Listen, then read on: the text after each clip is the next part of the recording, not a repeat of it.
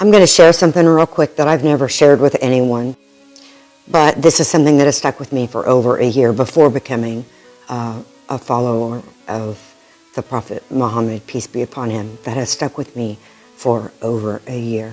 I'm going to try to get through it without crying, but lately, again, I can't promise that. I was in Scotland. I was in a museum with a Muslim friend of mine, somewhat a friend that I cared very deeply for. And we were in a section of, it was a Muslim section of a museum there. And we were walking through looking at all of the Muslim artifacts and such. Sorry, I had to stop it because I was crying, because I told you I couldn't promise that I wasn't going to cry. But anyway, we were in the section with all of the Muslim artifacts, and we were just walking, you know, not side by side, but a few feet apart. And he turned to me and he said, because at the time I was raised Christian, at the time I wasn't a follower of Islam, and he turned to me and he said, in the end, you know that we are going to fight against one another. There's going to be a battle in the end where we're going to face one another, and I'm going to have to kill you. I'm going to have to destroy you. And I understood what he was saying, because we have kind of the same thing in the Bible. Biblically, it's the same thing. But I remember it kind of hurting me, because I cared for this person.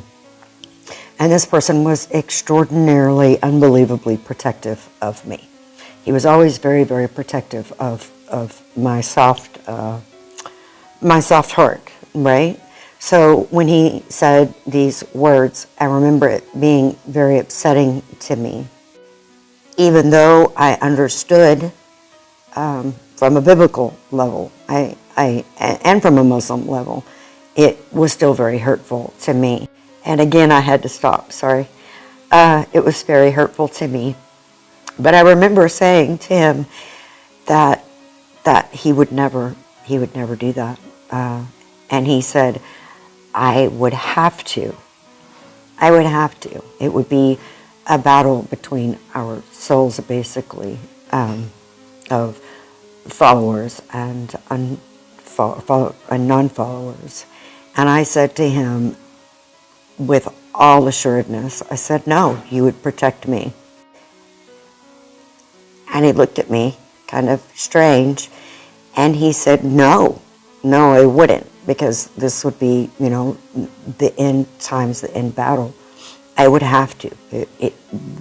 I would have to. I wouldn't have a choice. It would be basically Allah or you, and that's the way it would go. And I stated very matter-of-factly, no, you wouldn't. You would protect me. Even in the end, I know that you would protect me, that you would protect me from this. He was surprised, and he didn't repeat it again, and he said, you're probably right. But little did I know that a year later, that we would probably, that we're going to be on the same side. That in the end, we're going to be fighting side by side.